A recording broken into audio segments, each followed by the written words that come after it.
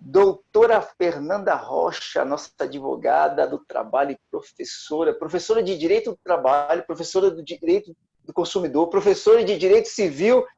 Tem mais coisa aí, não tem, professora? Processo do trabalho também, Léo. A lista é grande. Graças a Deus. Vem cá, professora. Eu estou chamada de professora, né? Entre ser professora e advogar, tem alguma preferência aí? Ser professora. Eu adoro advogar, eu acho uma carreira muito bonita, mas professora, assim, é aquela coisa que dá um tesão, que você vai feliz. Em geral, é o trabalho em que eu menos me estresso, assim, digamos assim. Eu gosto muito, Léo. Olha que bacana. Muito bom. Hoje eu conversei com uma pessoa, né? Inclusive ela está vindo agora para o programa com a gente, o nome dela é Dulce. E você vai gostar muito dela, porque ela tem uma história assim, de muitos desafios. A mãe dela foi assassinada por violência doméstica, pelo pai, quando ela tinha 19 anos. Ela conta toda essa história no programa. Ela foi trabalhar no Canavial, depois veio para Brasília, trabalhou por 15 anos como empregada doméstica, com um sonho: eu vou ser professora. Porque minha mãe sempre me ensinou que eu deveria estudar para mudar minha vida. E aí ela se tornou professora de língua portuguesa hoje. Ela trabalha no entorno de Brasília, na cidade de Águas Lindas, e os alunos dela têm hoje pontuação superior a alunos de grandes colégios de Brasília, como nota do Enem. Assim, uma virada espetacular, e que ela leva toda essa verdade do poder de mudança que a educação tem para dentro de sala de aula.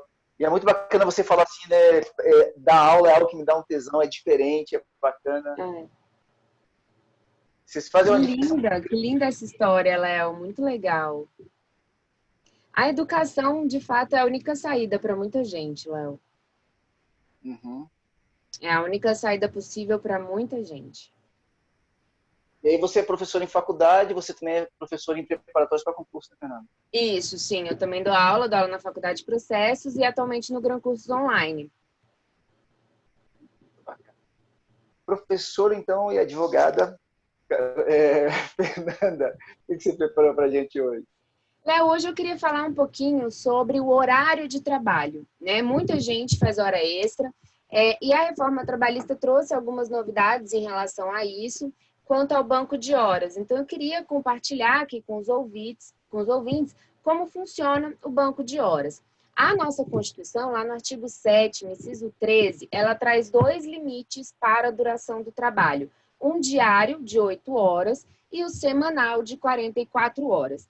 Em regra, o trabalhador que extrapola esse horário, extrapola essa duração constitucional, ele tem que receber a hora extra com o valor da hora normal mais 50%. Então, a hora extra ela é mais cara, até para desestimular que o empregador exija horas extras, porque isso traz prejuízo para a saúde do trabalhador e também ao projeto de vida. Às vezes o trabalhador deixa de estudar, enfim, né, perde convívio com a família. E para tentar ali flexibilizar um pouco essa duração, a CLT traz lá no artigo 59 3 possibilidades de compensação de jornada. O que é compensação de jornada? É aquela possibilidade de eu compensar a hora extra realizada em um dia com uma folga correspondente em um outro dia, para evitar que o empregador, que a empresa, tenha que pagar o adicional e também para tentar compensar o trabalhador de alguma forma. O banco de horas clássico, Léo, que é aquele que tem ali um ciclo de um ano, então o trabalhador ele deveria compensar essas horas extras dentro de um ano. Esse banco de horas clássico, ele exige negociação coletiva. Então, você vai ter que olhar lá na convenção coletiva ou no acordo coletivo de trabalho, que é firmado pelos sindicatos, para saber se há acordo em relação a esse banco de horas. Mas a reforma trabalhista acrescentou lá no parágrafo 5º uma nova possibilidade de banco de horas que dispensa a negociação coletiva, basta ali um acordo individual escrito entre empregado e empregador, que é o banco de horas semestral. Nesse banco de horas semestral, Léo, o empregado ele tem até 6 meses para compensar essas horas extras. E aí basta que ele faça esse acordo diretamente com o empregador. E a reforma ainda traz mais uma possibilidade, mais simples ainda, que é a compensação mensal. As horas extras, se elas forem compensadas dentro do mesmo mês, basta um acordo tácito, ou seja, eu não preciso nem sentar e negociar isso com o meu empregador. Se eu não reclamar, digamos assim, essa compensação ela seria válida. Então, posso ter essa compensação mensal, semestral ou anual, cada uma com os devidos requisitos. Eu acho que é legal o trabalhador saber dessa possibilidade, conversar com o empregador e os empresários também conhecerem essa possibilidade, porque ajuda muito ali na gestão da empresa, até porque algumas empresas ali numa sexta, né, pode ter uma produção maior, uma exigência maior, aí na segunda nem tanto, a empresa consegue se organizar melhor assim. Essa é a dica da semana, Léo, tanto para os empregados quanto para os empresários também. Vou fazer uma pergunta aqui, Fernanda. Isso é uma opção da empresa? O empregado pode, por exemplo, falar assim, eu topo fazer hora extra, mas eu não aceito o banco de horas. Para mim tem que pagar. Ele pode impor isso pela lei ou não? Se houver negociação coletiva, se for o banco de horas anual, aí depende muito do que vai estar lá na negociação coletiva. Agora, se for o banco de horas semestral e mensal, aí vai depender também da vontade do empregado. O trabalhador ele pode se posicionar contrário e não fazer o banco de horas. Basta que ele não firme o acordo ou, no caso do mensal, ele manifeste essa discordância em compensação desde o início ali com o empregador. Uhum. Só queria a gente tocar no assunto que você trouxe aqui logo no início. Nosso programa ele é muito educativo, né? Ele vem com dicas voltado muito à educação mesmo, várias áreas.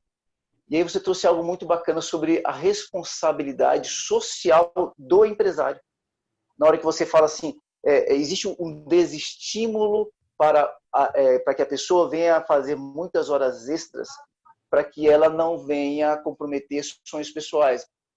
A educação, por exemplo, o desenvolvimento, ou relacionamento com a própria família. Isso é algo muito sério, né, Fernanda? Essa questão da pessoa não viver só para a empresa, né? Isso é muito sério, Léo, e inclusive os empresários eles têm que ter muito cuidado, porque nós já temos diversas decisões do TST que condenam as empresas a pagar a indenização a trabalhadores por dano existencial. E o dano existencial é exatamente esse prejuízo que o trabalho causa ao projeto de vida do trabalhador. A gente tem situações de empregados que não têm horário fixo, que muitas vezes fazem 14 horas por dia de trabalho. E se a gente pensar que uma pessoa que está trabalhando 13, 14 horas na empresa, ela não vai ter qualidade de vida com os seus filhos, com a sua família. Um dos primeiros casos de dano existencial, Léo, foi uma situação de um empregado que estava há 10 anos sem tirar férias. E ele relata no processo que é exatamente aquela fase em que os filhos dele estavam ali entre 3, e 13 anos. Então, imagina, você perdeu todas as viagens de férias. Ele conta, olha, os meus filhos viajavam com a minha esposa para a praia, para passear, para visitar a avó, e eu nunca pude estar presente. Então, ele perde a infância inteira dos filhos, basicamente. 10 anos sem férias é muito tempo. Então, além da indenização do pagamento de férias em dobro que ele teve, a empresa foi condenada, ele também recebeu uma indenização por dano moral por conta desse dano existencial. A gente tem que lembrar que a vida não é só trabalho e que as empresas têm que ter também essa responsabilidade, até porque quanto mais horas extras se faz, Léo, maior é o número de acidentes de trabalho, maior é o adoecimento daquele trabalhador. As estatísticas estão aí que não me deixam mentir. O maior número de acidentes de trabalho, por exemplo, na construção civil, acontece no labor extraordinário. E faz todo sentido. Uhum. Uma pessoa que está ali nesse trabalho que é braçal, que é físico, se ela está trabalhando 8 horas seguidas, na 9ª hora é óbvio que ela tem uma atenção diminuída, então ela vai mexer ali com equipamentos que são muito perigosos, então o risco de morte aumenta, e tudo isso vai sim gerar uma condenação para a empresa. Por isso que as empresas têm que ter esse cuidado de fato, Léo.